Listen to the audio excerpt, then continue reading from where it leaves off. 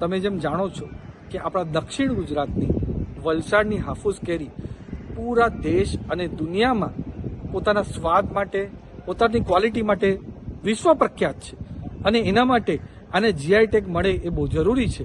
એના માટે આપણા વલસાડ અને નવસારીના ખેડૂતોએ જીઆઈ ટેગ માટે અપ્લાય કર્યું હતું અને જીઆઈ ટેગનું અપ્રુવલ પણ 18મી ફેબ્રુઆરી 2025 મળી ગયું હતું. પણ એના પછી કોણકણના હાફૂસના જે કેરીના ઉત્પાદકો છે એમાં આપત્તિ જતાવી, એના લીધે આપણું જીઆઈ ટેગ હોલ્ડ પર મૂકી દીધું. ને એમનું તથ્ય હતું, એમની જે તરફથી રજૂઆત હતી કે આ હાફૂસ કેરીનું જીઆઈ ટેગ ખાલી કોણકણ વિભાગના ખેડૂતોને મળવું છે.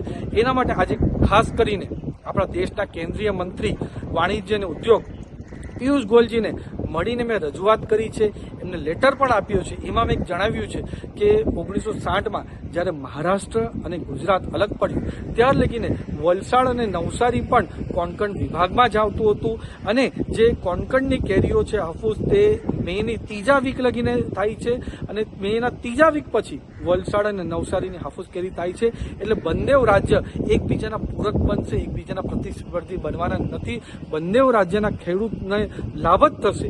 એના માટે આ જીઆઈ ટેગ બહુ જરૂરી છે. એના લીધે મારા લાખો ખેડૂત ગુજરાતના છે એને પણ ફાયદો થશે, મહારાષ્ટ્રને પણ ફાયદો થશે. એના માટે જીઆઈ ટેગ જલ્દીથી જલ્દી મળે એના માટે મેં ભારપૂર્વક રજૂઆત આપણા દેશના કેન્દ્રીય મંત્રી પિયુષ ગોયલજીને કરી છે અને એમણે ખાતરી આપી છે કે આવનારા દિવસો અને આવનારા મહિનામાં આપણા વલસાડના હાફૂસ કેરીને જીઆઈ ટેગ મળી જશે અને આપણા લાખો ખેડૂતોને ફાયદો થશે. અને તમારા માધ્યમ થકી હું લોકોને, મારા ખેડૂતોને કહેવા માંગુ છું કે જ્યાં લગીને હું સાંસદ છું પૂરેપૂરી રજૂઆત આપણા ખેડૂતો માટે કરીશ અને હાફૂસ કેરીને જીઆઈ ટેગ મળે એના માટે પૂરેપૂરો પ્રયત્ન હું દિલથી કરીશ. ધન્યવાદ.